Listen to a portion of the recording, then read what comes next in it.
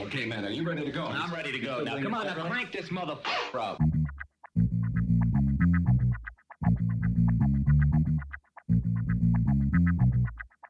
Break it down like this.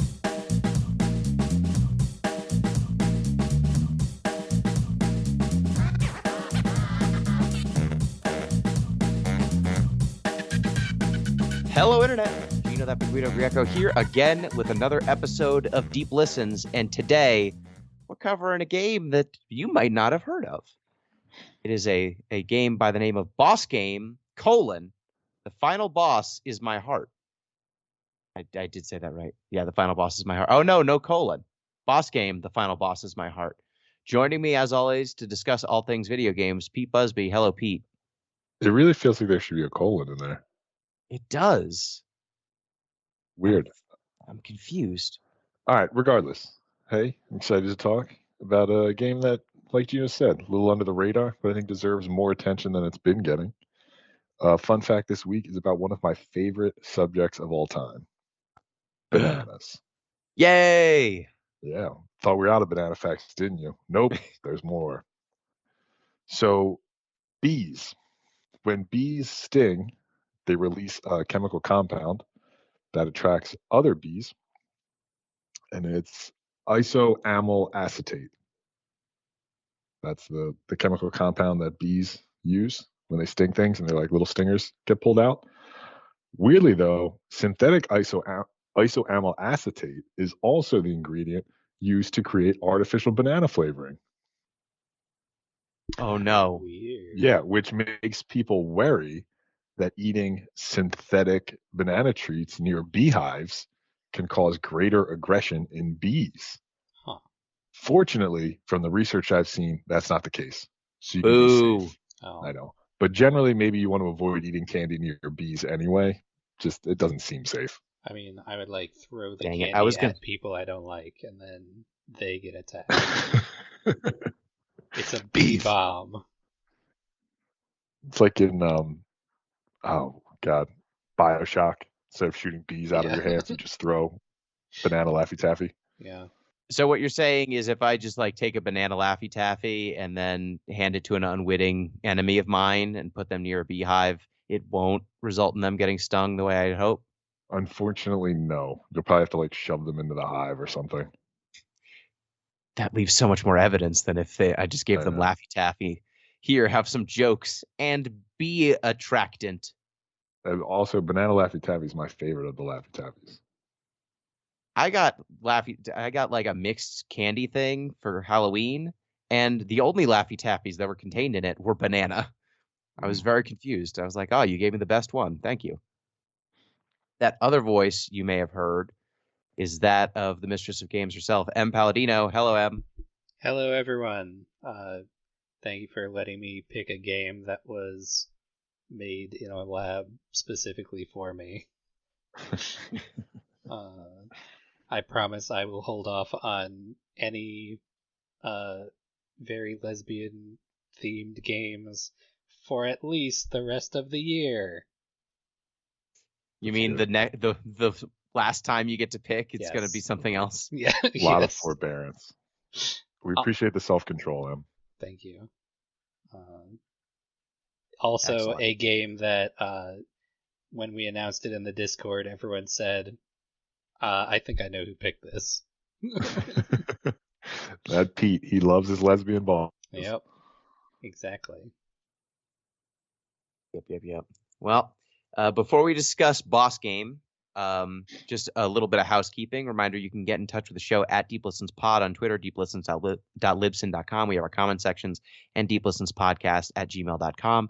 You can also support the show on patreon.com/deeplistens. We are a scant few people away from having to play Sonic 06. I have purchased the game. It's in my house.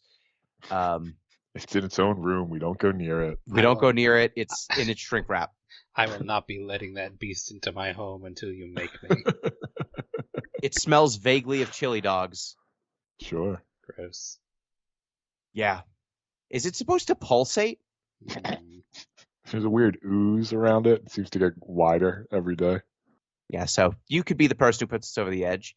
And another thing, to plug or another thing to shout out, Em, do you want to let people know what's going on? Sure. As you know, I have a little doggy named Maggie. She needs some health. She needs her bone marrow looked at. And so we are doing a fundraiser to help offset the vet bills. If you would like to help us, you can PayPal my wife Daisy at Daisy Donations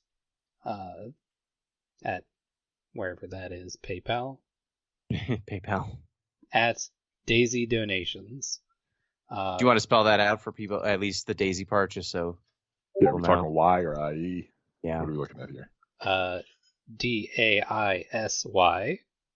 Donations, spelled as you would spell it. I'm sure people can figure that part out. Yeah. Excellent. Well, if you've heard any little barking come from M's No, computer in the past, you would that not have heard a little barking. Maggie does not make any noise Okay. unless she Oh. gets like stepped on by accident.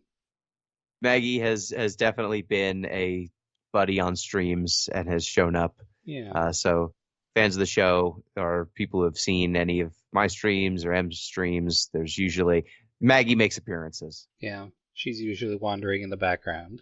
So if you would like to help us out, that would be great. And I don't know, we'll do something if anyone gives us money for that. I don't know what. Can you send them a sample of her bone marrow? Like, what's Ah! the stretch goal? I don't know if they can do that.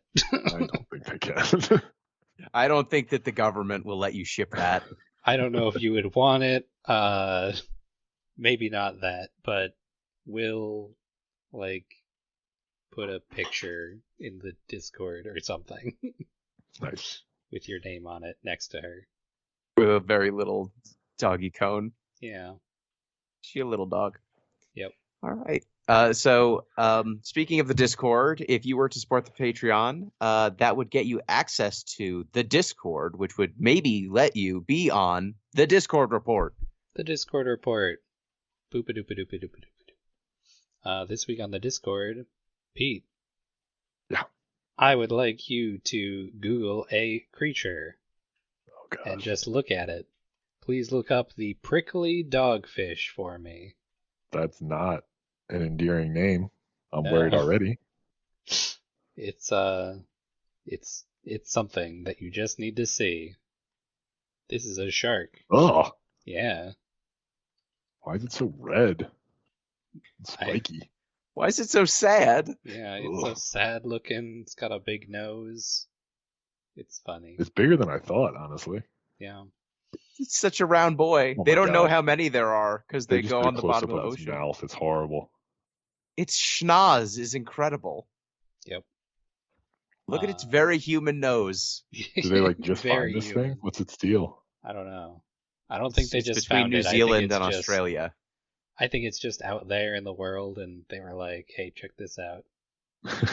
Like, look at the shark we see. Yeah. It's a bottom dweller that lives near New Zealand and Australia. So like people don't encounter it very often. It mostly gets caught by trawling nets that just have an oopsie. Yep. So not much is known about it other than it's the saddest little fish in the world. Look at it. It is. That's a fish that knows its body's a prison. You would look that sad too if you were all spiky and a shark that looked like that. Yeah, look at it. Yeah. Look at how it looks. Look at whoever's listening. Stop right now and then look up this fish and tell me that fish doesn't know what's wrong about it. Other than that, what else is going on in the Discord? There's horrible things happening in the food channel I won't repeat in polite company.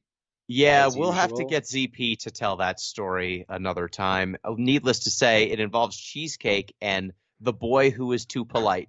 Yes.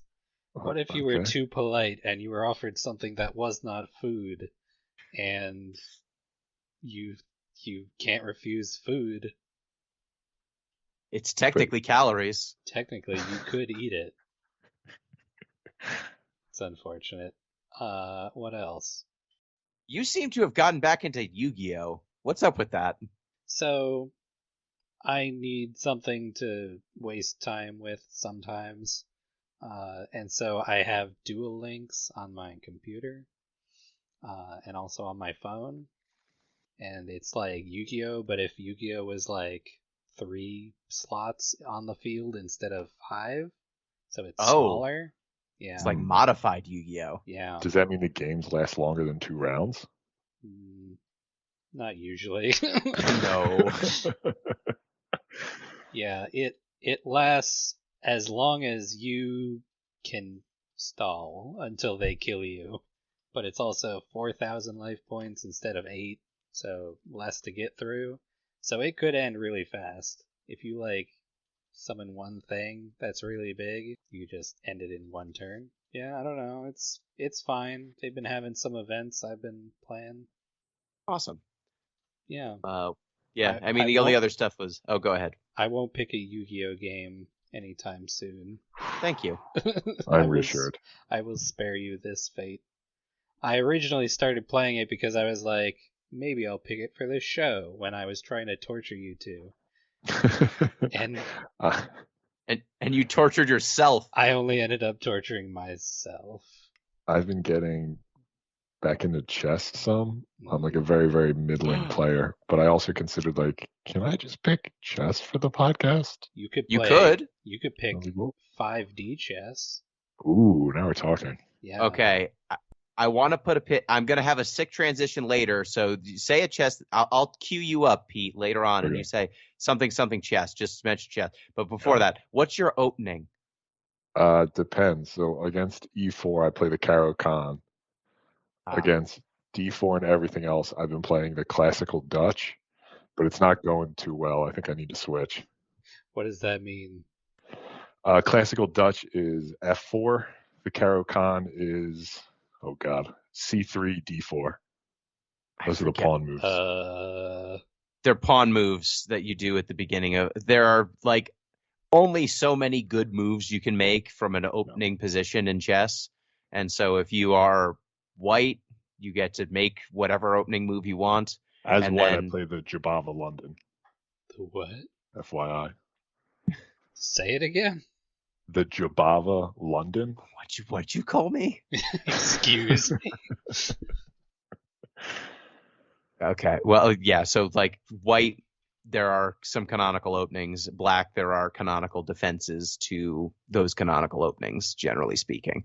Most people make the same like 1 or 2 opening moves and respond with 1 of 2, responses. And then the variances are like after you make the first 2 moves, like that's where things start getting interesting. And then after you make the like completely pre-foretold 3 or 4 moves, then chess happens. Mm-hmm. But yeah, if you don't know openings at all, you will just get destroyed by someone who knows a very basic opening. Usually, puts you at a pretty good position. Those people figured stuff out. He did. What I'm saying. You solved it. Pete. We should have you play ZP. He is a chess nut.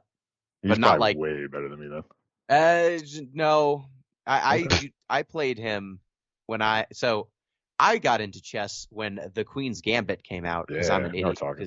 I'm a very basic. I'm a very basic boy. Got into it, but then got a concussion, and then not good for chess. Was not good for chess. Couldn't chess when I was concussed. So then I fell off very hard. But ZP, like we played close-ish games. He won all of them, but it wasn't. I didn't know what I was doing, and he did. So I feel like you, with some amount of knowledge, maybe you could take him. All right. I mean, I'd be happy to play, even if I lose. It's always fun.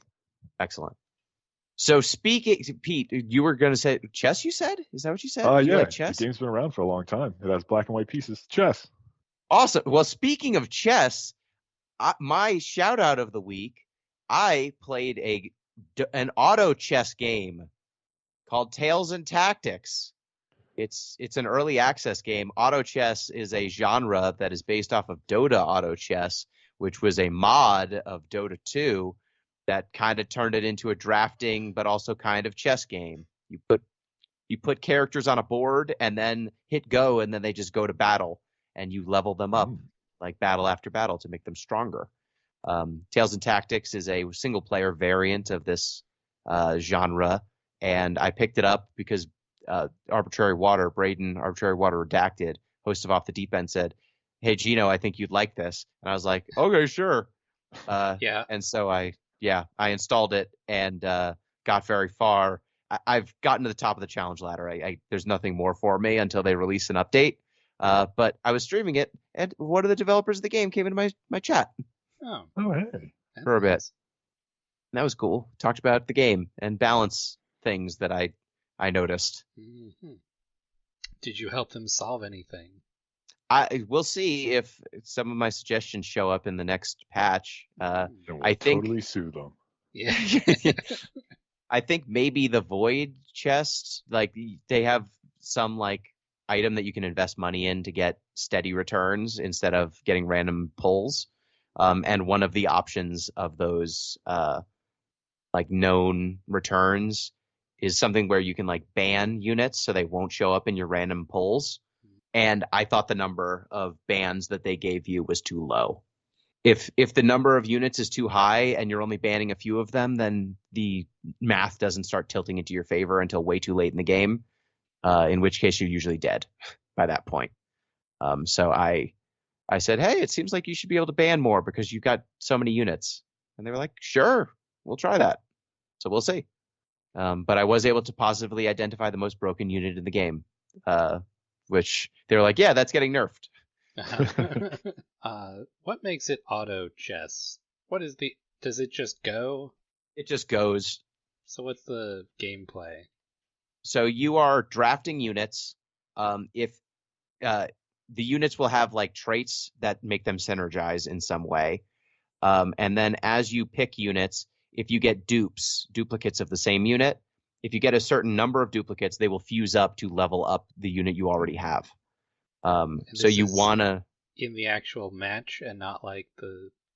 This is between matches. And then then you place the units on this is a hex grid. I think Dota Auto Chess was a regular kind of chessboard style.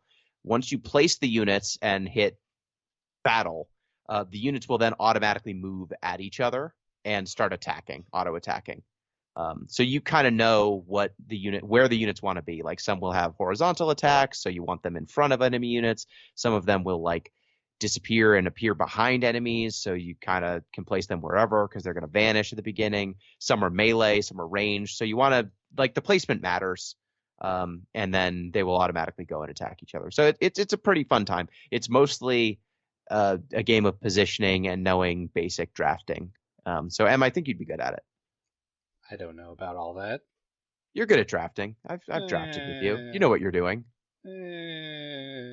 You've built a deck before. I know You in came theory. in second in fantasy basketball. That's true.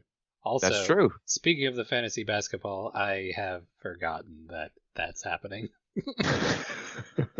You should step up. You should step up. I let it go too long. I think I am boned. You're not. You're right in the middle. You're doing fine. There's some people who made much worse choices than you. Also, they don't have Nikola Jokic, so you've got a leg up on a lot of people. Yeah, she got the Joker. And I had one other small shout out. It's just a song that I think people should check out. It's called The Trenchcoat Museum. You should check it out. It's a good song. Okay. By who?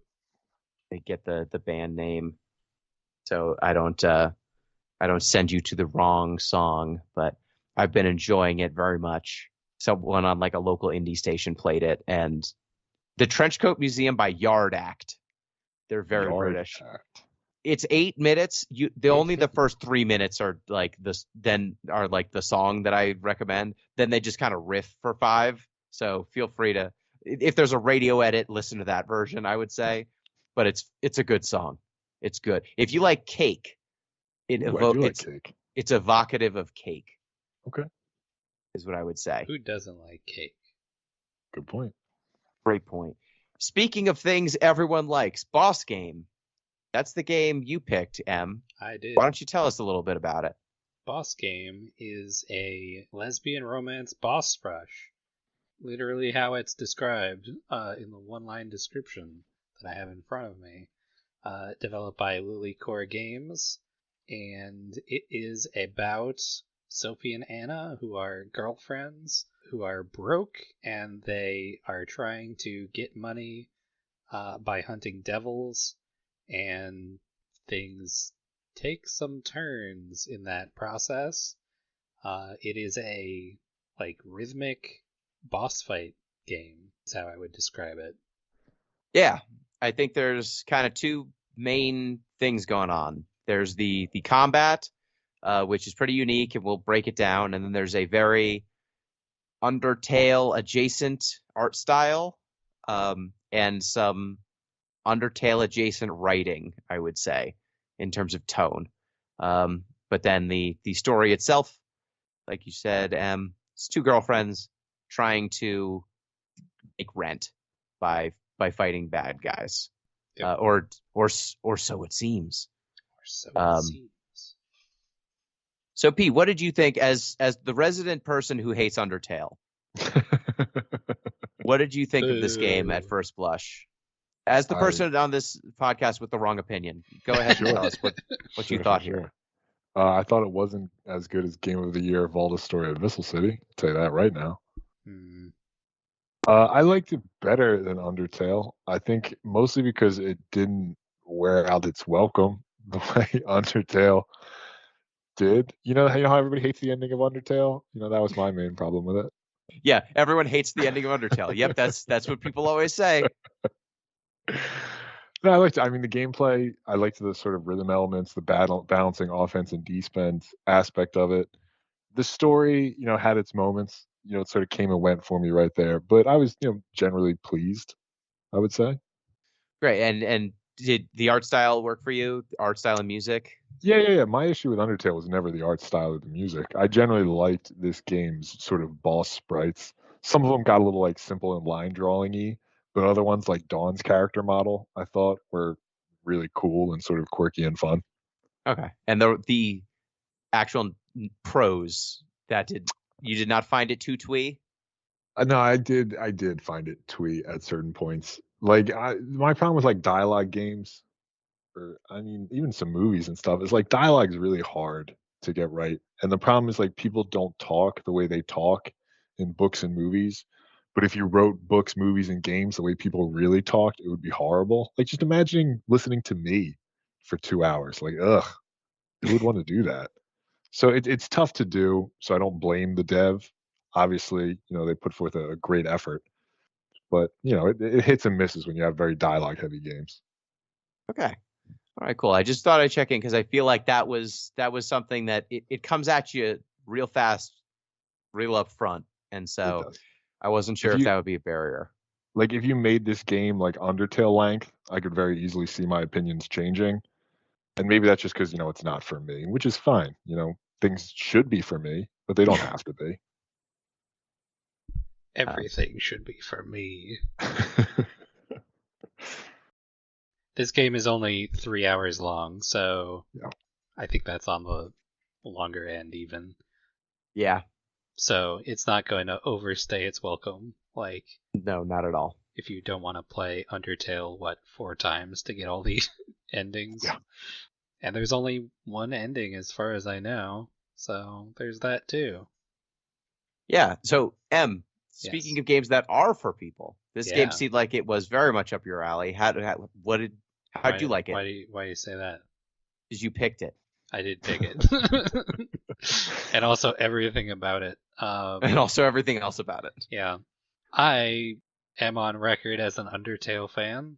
So when I saw this game, I was like, Undertale style, lesbians going on an adventure. I know exactly what I need to spend some money on.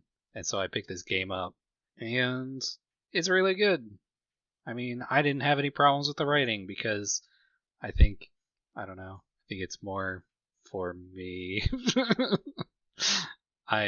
I'll be stuck in a twee mode. You guys can move on and become adults.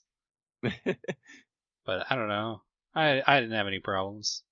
Cool. Yeah, for me, I enjoyed the writing. I enjoyed some of the back and forth between Sophie and Anna.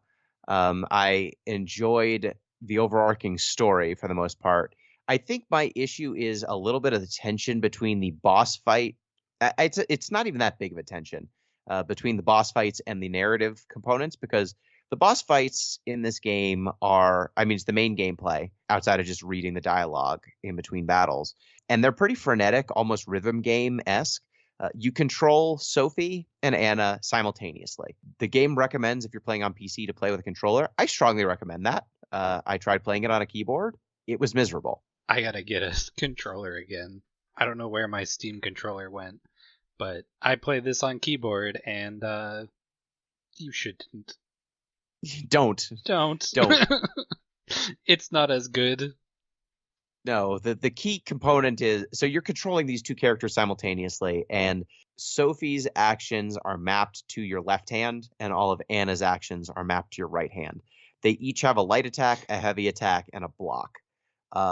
And the way that it's set up on a controller is down is light attack for Sophie, up is heavy attack, and right trigger is block. Then, other hand, so if you're using a PlayStation controller, the X button is light attack for Anna, triangle is heavy attack, and right trigger is block. I think I might have said right trigger both times. Left trigger for Sophie, right trigger for Anna. And so you're expected to be controlling them both, like paying attention to what's going on in the screen so that you can do different inputs for each of them. The key problem with the keyboard control is not having that extra finger for block was real painful. Like having to fiddle around to find block, heavy attack, and light attack. It was not as straightforward. It's real patting your head, rubbing your belly at the same time stuff, even when it's controlling well. So controlling it on a keyboard just makes it a lot worse. And did you have any difficulty playing the game because of that? So my difficulty was W and up are the same key, but then if it like inverts, I think, for buttons that are on the outside. So like A and right are mapped sort of similarly, at least by default, and then D and left, because it's like they're trying to do it's mirrored, like the symmetry. It is mirrored. Yes, exactly. It's mirrored. It's symmetry. It's supposed to be symmetry, and that's how it works on the controller. But it's a lot easier mentally, at least for me, on a controller. My brain could not fathom this throughout the entire game. Did either of y'all consider turning on auto block? When I was like, I have to get through the rest of this game pretty soon, I turned on the auto block for a bit. I was like, this makes it a little too easy. And then I turned up there are a lot of difficulty options in this game. Like you can raise your damage, raise the speed that you have a stamina bar, basically, is your entire health system, and you can raise how quickly that comes back. And there's one other thing. There's a love meter. Oh, right. That you fill as you do sick combos by landing attacks one after another. And as the love meter goes up, you get a super attack. Yeah. And that just lets you wail on enemies for a bit. Yeah. I'm specifically looking at the accessibility options. There's 3 of them. You can find them in there. You can turn on auto block. You can make yourself invincible. Oh, and it's the game speed, actually. So the other one. So you can turn down the game speed and go bullet time. And so that makes things a little bit easier. And so I fiddled with those a little bit. Upped my damage. Raised how fast my stamina comes back. Then I was like, this is much easier, but not too easy that I felt like I was just steaming through it. And I think more games should let you fiddle with stuff like that, because it's good accessibility. What's the downside for putting in a slider like that? Is it significantly more work on the dev side? No. It depends. It really depends on what the accessibility feature is. Invincibility is trivial. Almost every developer builds invincibility because they have to test their own stuff. Yeah. So a lot of that stuff exists already, and they just turn it off. Now, if you want to have more finite or granular stuff, slowing the game speed down is not too bad. Increasing damage, decreasing or increasing health, that's easy too. Usually that's just a number you're dialing up or down. It's really the ones where, say, for example, there's color blindness options. those usually you have to come up with some sort of alternative to color, Yeah. or a different color scheme. That's some design or some graphical stuff there.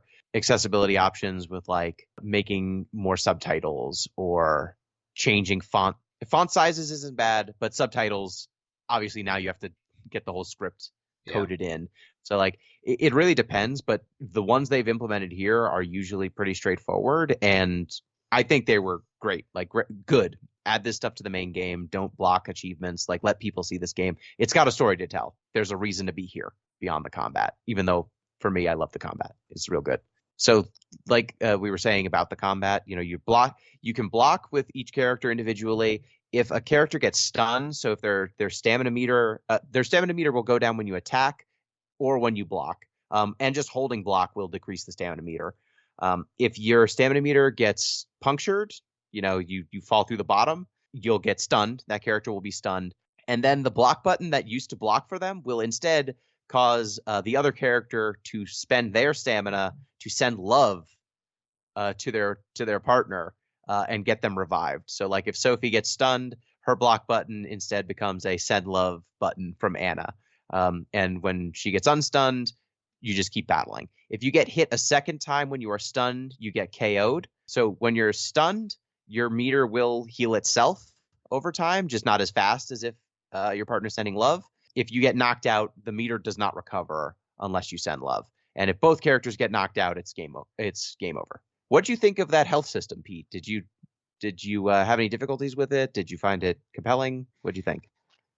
I did like it. I mean, this is one of the things where we always talking about story versus gameplay.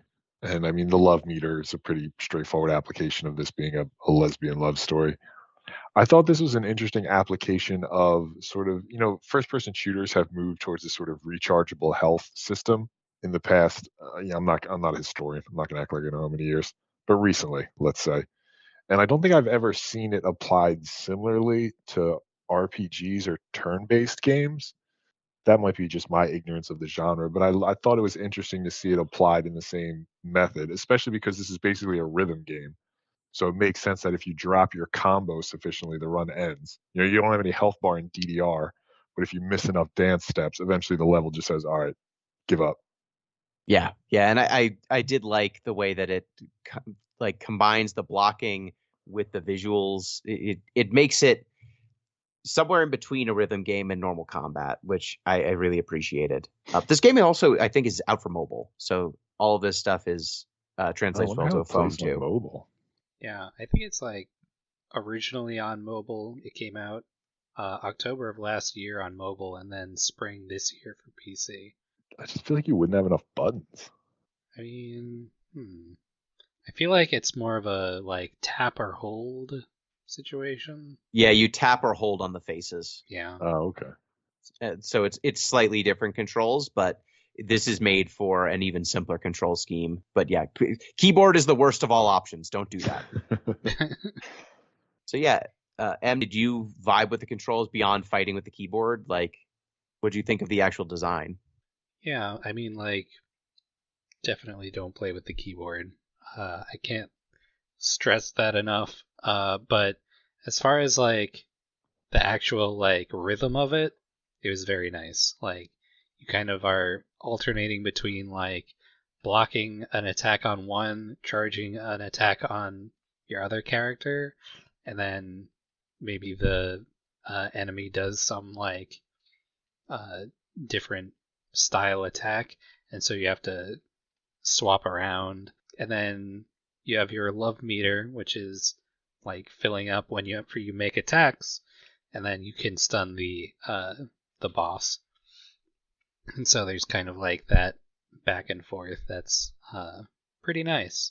Like, I don't know if I needed both a magic and a sword attack, because I usually just hit the magic attack because it's bigger. The number is bigger, and therefore it is the better one to use. But I don't know, it's nice. It's a nice little like 3-button, sometimes 4 system, except for the times where I get mixed up. Like, I don't know, there's some later fights where you like have to swap locations on the screen figuring out, because in order to swap, there is a button on the screen that is a left-facing arrow, and in order to trigger that button, you need to press the right button. I don't know if that was the same on the controller, but Yeah, it was a similar thing mhm, on the controller. yeah, So yeah, that was confusing. yeah. This game, because it's all bosses and it's all boss rush, they do not have mechanics repeat hardly at all. Like there are some enemies that have some like repeating animations here and there because they're recurring enemies or they're recurring characters, but they are the mechanics themselves. Like you said, there's a swapping mechanic at one point. There's a point where one of the battles takes away your basic attacks and it becomes almost like, I don't know, volleyball or Yeah, badminton or do a something little like that. bounce, a reflection mechanic, like in Yeah. the Zelda reflect with your sword thing. You know the one. Yep. You know the one.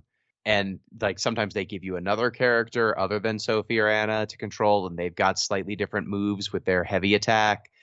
So I really appreciated it. Like they made sure that every battle felt memorable, and you could imagine a version of this game where you were fighting trash mobs, right?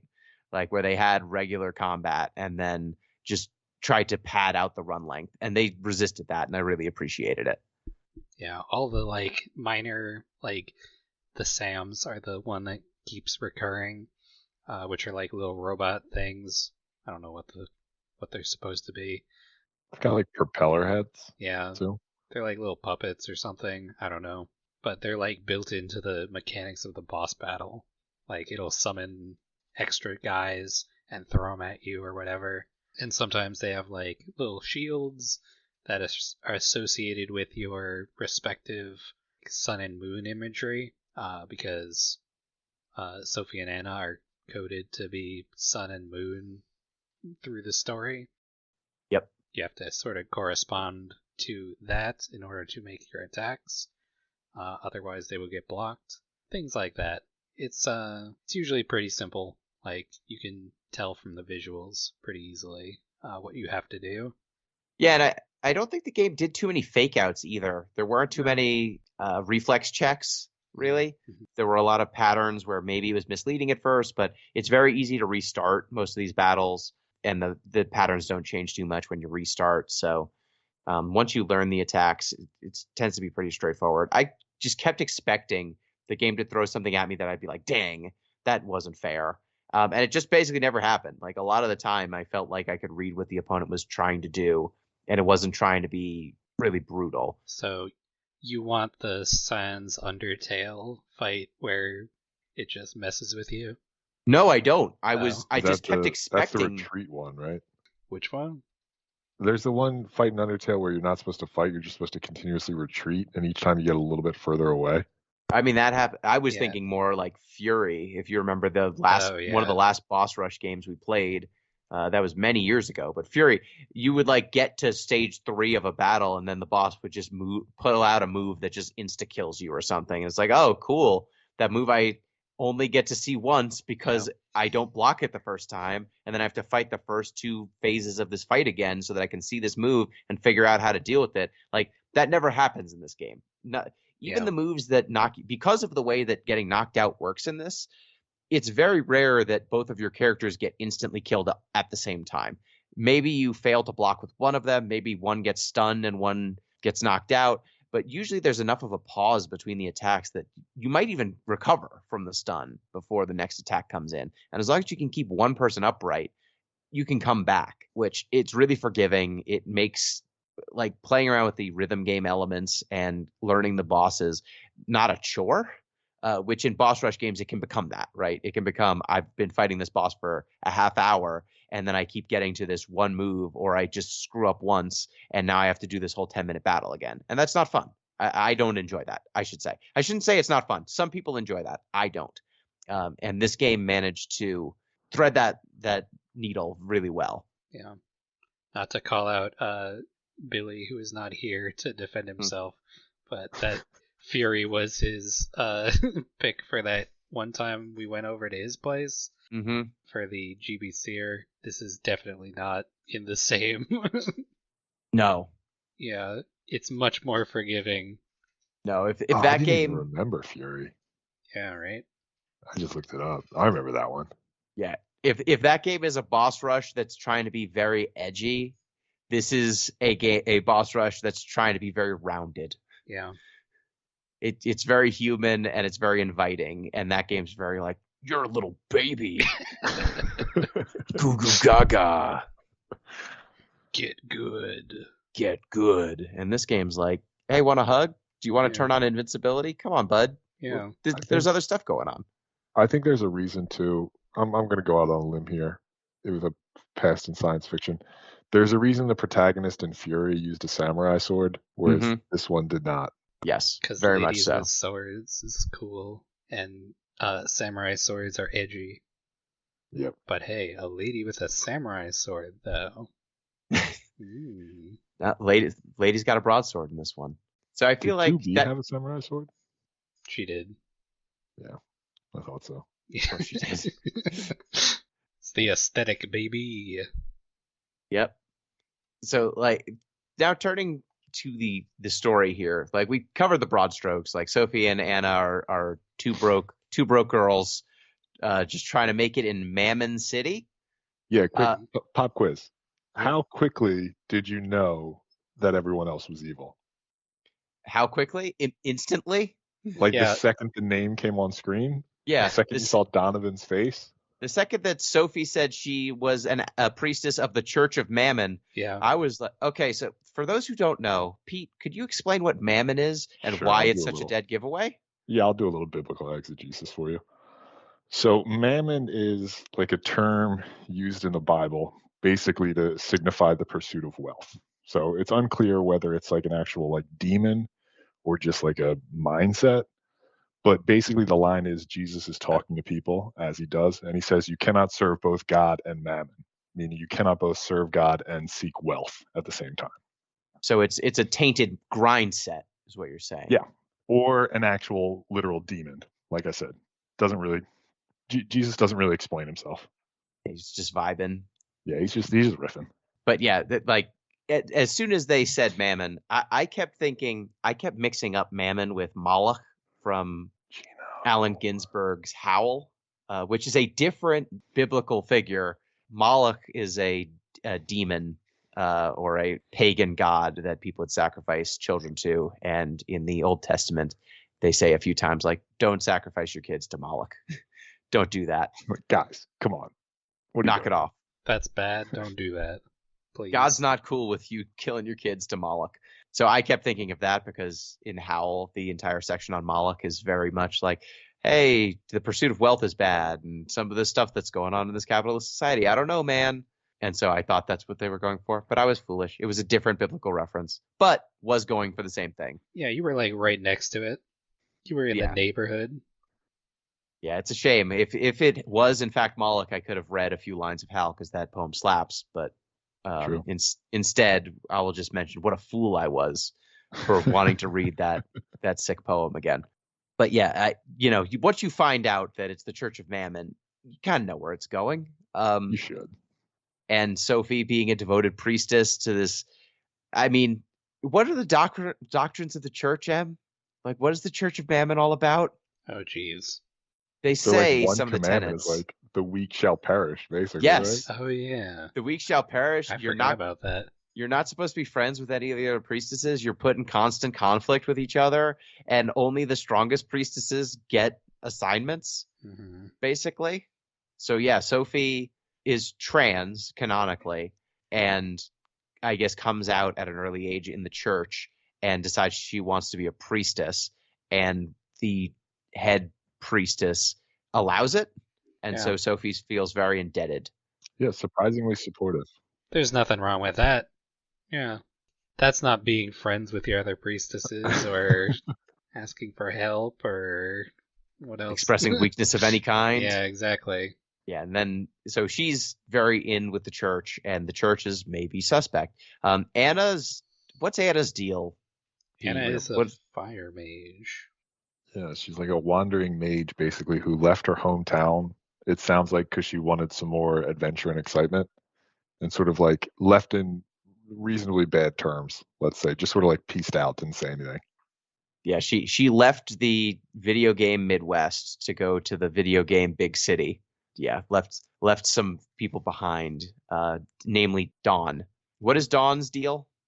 Dawn is like a Lolita girl who is mad at Anna for leaving and comes to the city to also find work. Yeah, everybody's broke as hell Yeah, outside of the city. I wonder why. Except for Donovan, who's the mayor, who you do your first mission for. He wants you to kill a demon, but mostly because he wants the devil's horns as a trophy. Sweet, sweet gold horns. Yeah. Nothing wrong with that. Not shady at all. Yep. And then you do it, and he doesn't want to pay you. Because you let the devil live. Yeah. So you have to kill him, except you don't. You beat him up and take your money. You Yeah. take your fight money, at least. Which direct action, you know. Yep. But theory, it is time important. for praxis. It is important to note that your characters never actually kill anyone. You always beat people up and then leave them behind, or you tell them to scoot if they're like a devil or something. You're just like, get out of here. Go on, get. Which they don't like. They don't like being taken unseriously, but you know they prefer living to being killed in honorable combat. So that's cool. At what point, M, did you pick up on what was going on and understand exactly what was going to happen? How far in do you think? Like that the spoilers, devils were actually good and the church is bad and also Donovan's bad? Yeah, that the what we're getting capitalists at? and the church are bad, and the outcasts that no one seems to talk to, the outcasts who are just offhandedly thrown out of society, that they're in fact good. Yeah. I don't know. It didn't occur to me. We're unpacking this for the first time. I don't know. No, yeah, pretty much immediately. As soon as they're like, yeah, we're gonna go talk to the mayor who has all the money in town. He has little like servant dolls or whatever who are loyal foot soldiers of him who just want to get promoted and will kill you for that. What else? And whose avatar's a creepy fanged skull. Yeah, he's like got robots and stuff. What else? When all the demons are like, "Hey, you should not be part of that church. The church is bad news." And Anna's like, "I think the church is okay, actually." And they're like, "No, you're gonna regret that." And then, spoilers, They do. she regrets that. Yeah. Yeah, when you get told to you need to kick a devil out of a library, basically. Yeah. And they're like, I just want to read books. Can't I just read books? And you're like, no, you can't read books. It's like, just okay. minding my own business in here, reading books. You're What a like, good give me your baddies. horns. What a good choice for a library too, in that it's become like this weird economist flashpoint where like everybody's always saying that there's no way libraries would exist now if they hadn't been invented before because the rich wouldn't allow it. I'm like, yeah, probably. Yeah, and you have to kick this devil out of there. So They've yeah, also, you I'm eventually. sorry, one more go more ahead. thing about Yep. libraries before we move on. Because the social safety net has been so comprehensively gutted, libraries have also become sort of a de facto place for anyone who needs social services. So like if you're homeless or you're in a mental health crisis or something, people go to the library because it's one of the few free places where you can get help nowadays. Like this devil, nowhere else to go, so they went to the library, and then they got kicked out. Yeah, you kick the first devil out of the sewers, the second devil out of a library. Then you get assigned to defeat the mega devils, which are 3 super powerful ancient devils. Kick-ass game. And in order to do that, you have to you find wardens who are people who are watching, keep an eye on the mega devils for you. The first one is another priestess who did not get along with Sophie because they were trained from a young age to hate each other. And so you fight her. She doesn't like it that you got the better assignment, but she's kind of a jerk. You beat her up. Then you have to beat, is it Omeg Ghost? Yeah. Yes. Yeah. Omeghost, Arborgeddon, and something with a mouth. Ultimouth. Ultimouth. Ultimouth. Yep. Yeah, so you fight Sophie's like childhood rival. Then you fight Dawn, who is Anna's childhood friend, who grows to dislike Anna because she left, I don't know, the fake Midwest to go to the big city and never told Dawn that she was leaving. So they just had unresolved friendship.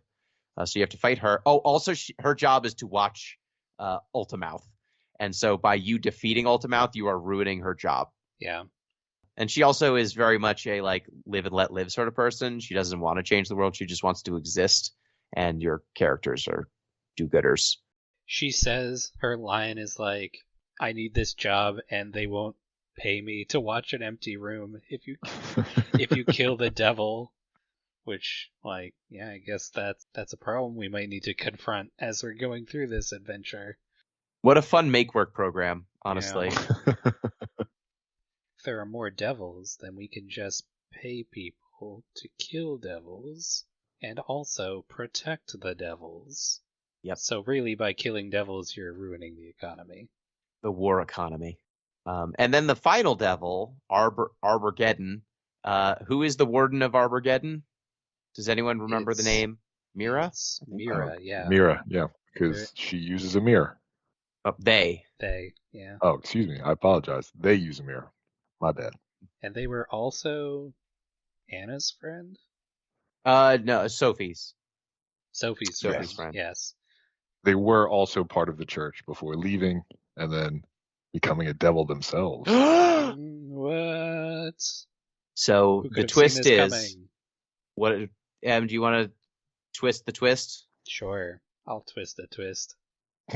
So basically, the church puts a sign of Mammon on you when you reach a certain rank.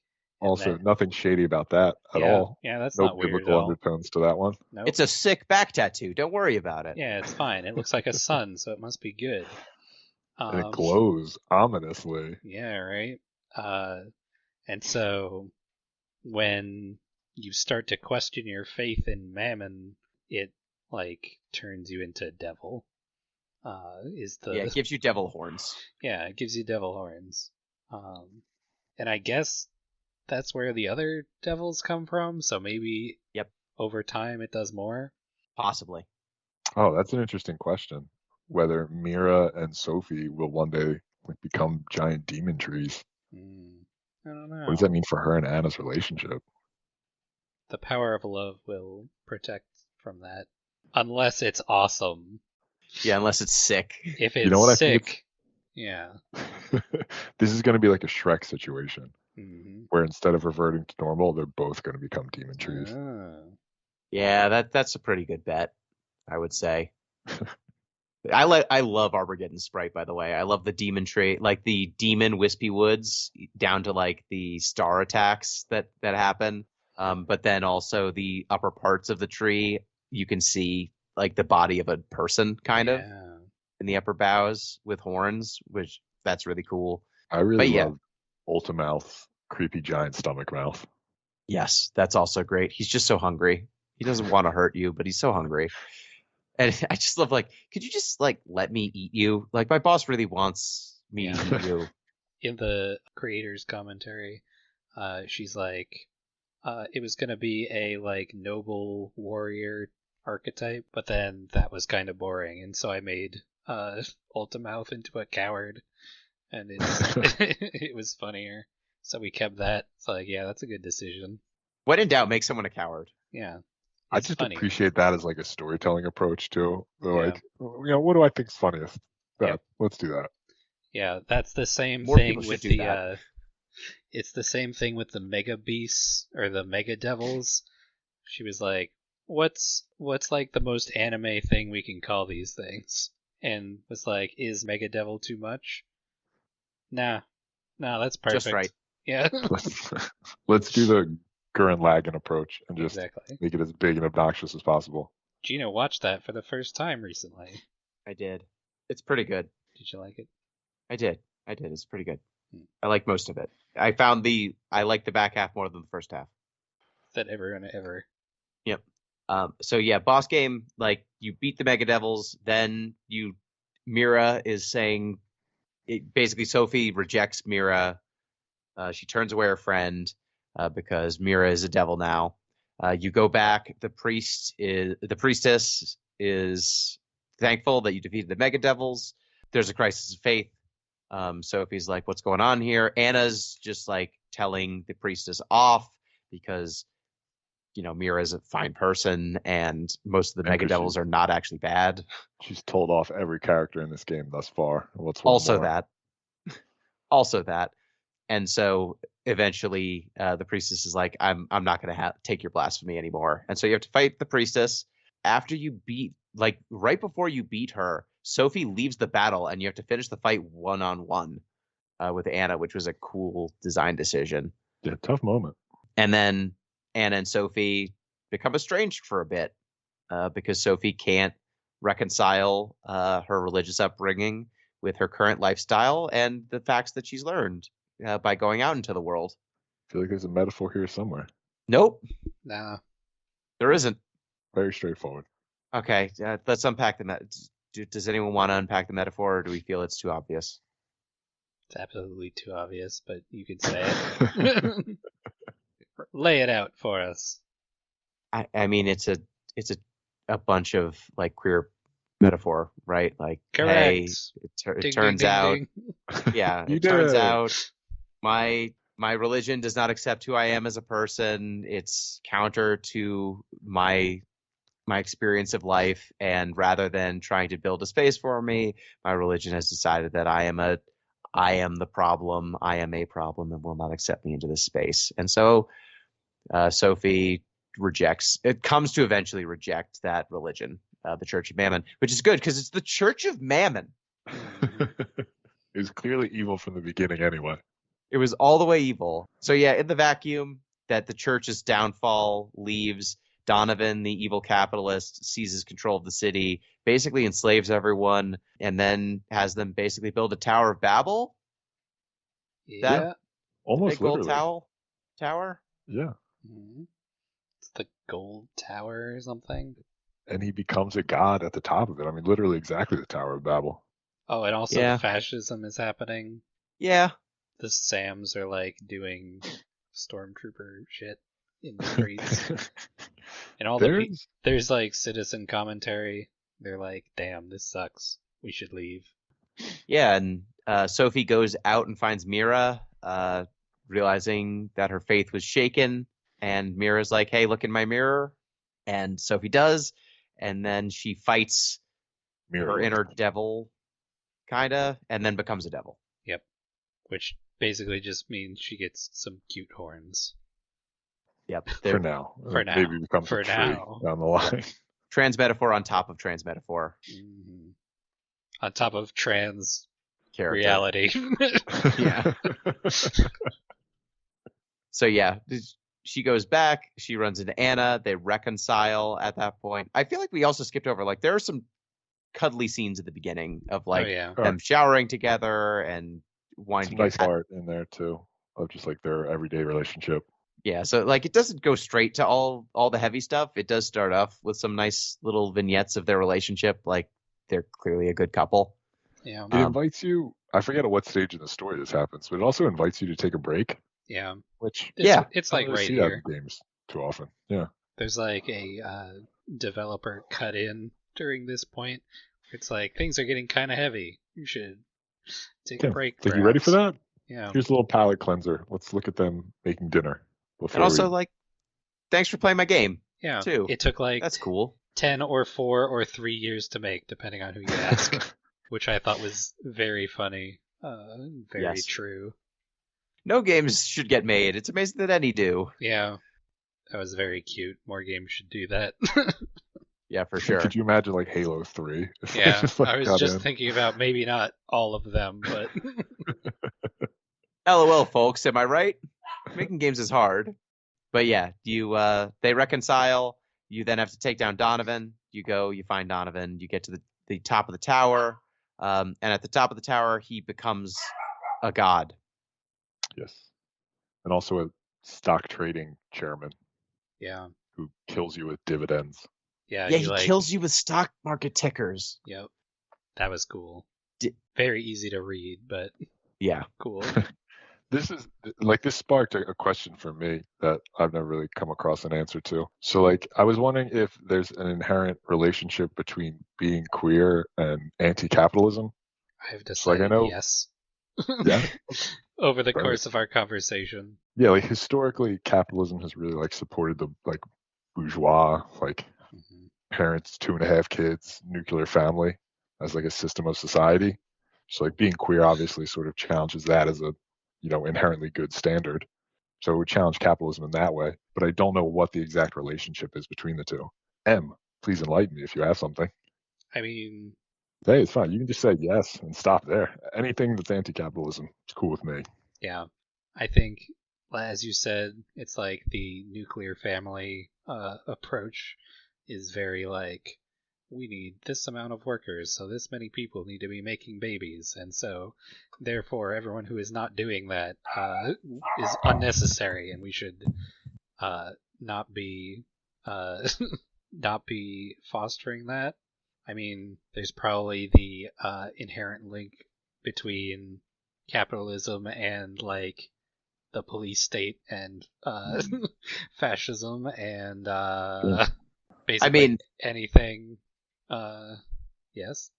No, there's also just the fact that in a U.S. context, in this game, I believe was developed in the U.S. Yes. Like there's a strong correlation between the most aggressively capitalist elements of our society and also the most aggressively anti-trans or anti-queer elements. Like there's a lot of overlap, and so just look to the prosperity gospel tradition. I mean, that's long overdue for removal.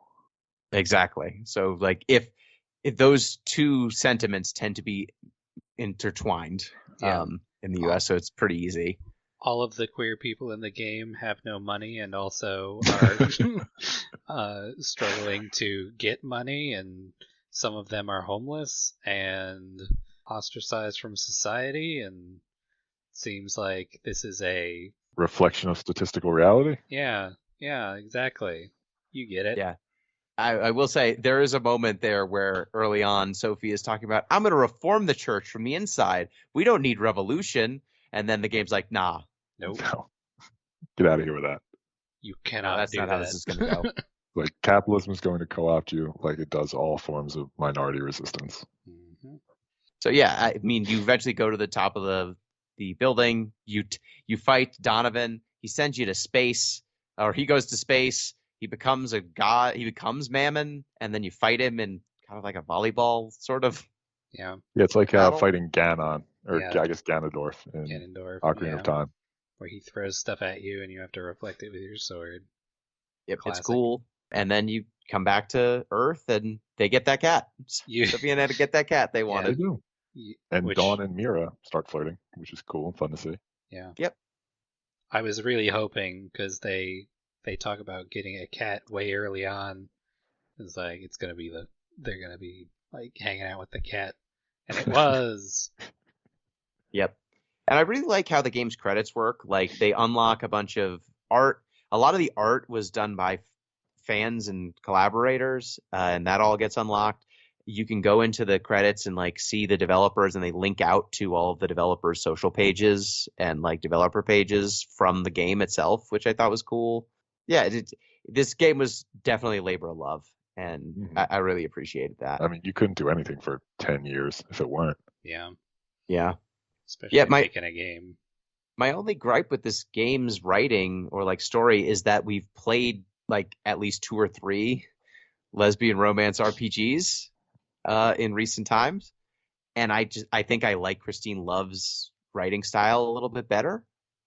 I find the jokes a little bit punchier and the critiques a little bit sharper, and so playing this game after playing Get in the Car Loser, they go to similar places, and so it was hard for me to not compare them because of the similarity in themes and also the similarity in gameplay in some ways and similarity in writing style in others. And so that was something that just dinged me a little bit.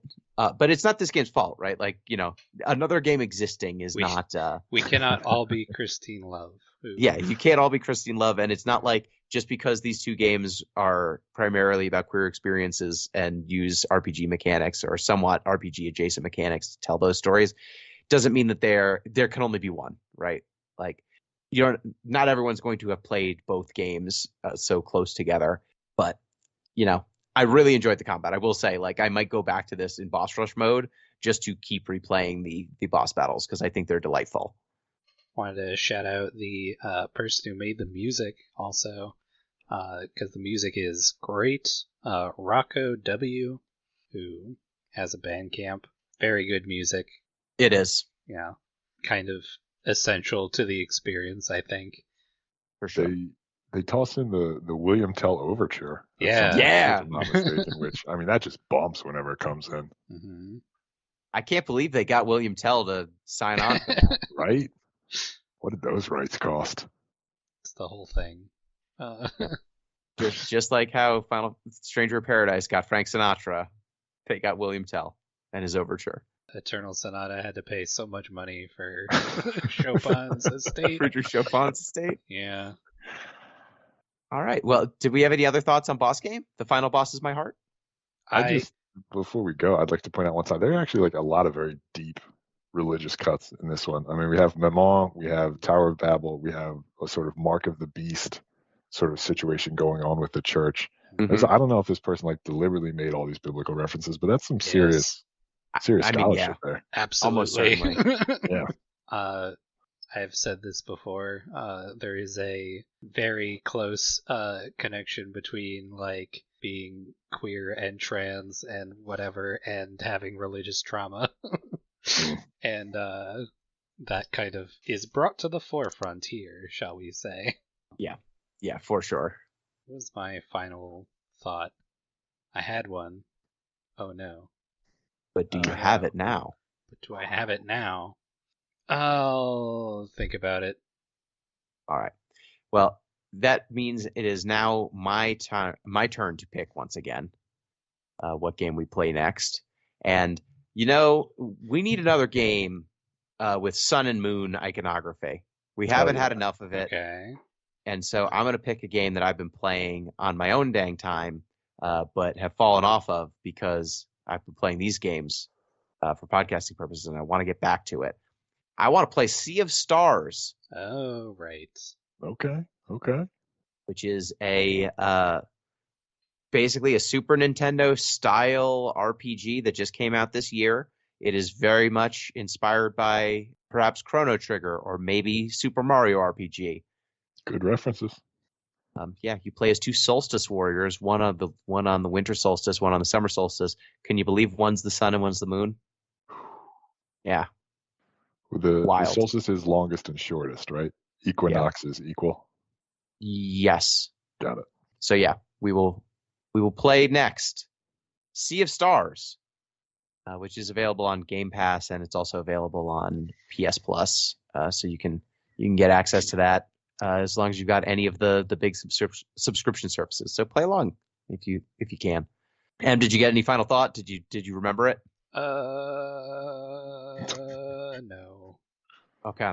Damn well, it. in that case, I was thank this you is for really Discord. important. oh no. Well, if you remember it before I finish the closing, just blurt it out. Thank you, Pete. Yeah, if I can get anti-capitalist rhythm game, I'm always on board. Thank you, M. Thank you. I'll think of something and post it in the Discord. And thank you. Nope. Dang it. And thank you, dear listeners. Reminder, you can get in touch with the show at DeepListensPod on Twitter, deeplistens.libsyn.com. We have our comment sections, and deeplistenspodcast@gmail.com. You can support the show on patreon.com/deeplistens. Till next time, peace. And that's a show. Damn it. I remember it. Okay, say it now then. Do it, yeah. You do the edit. I was very disappointed that the final boss was not a manifestation of one of their hearts. That's it. Oh, that's a good point. The final boss Yeah. wasn't actually their heart. The final boss was not one of their hearts, and it could All right, have we have been. at least one note Yes. for improvements. Yes. I was Put like, in a secret final boss. That's the heart. yeah, I was like, maybe the final boss is Sophie becoming like a full demon, and then you have to fight her, and that's the final boss. Mm. But then I was like, it didn't happen. All right, 0 out of 10 stars. So Lilycore Games, please take this and make a DLC. DLC. New final boss, please. Yes. Will return. Yeah, Well, that show's still over. Thanks, the folks. show's Until next still time. over. Peace.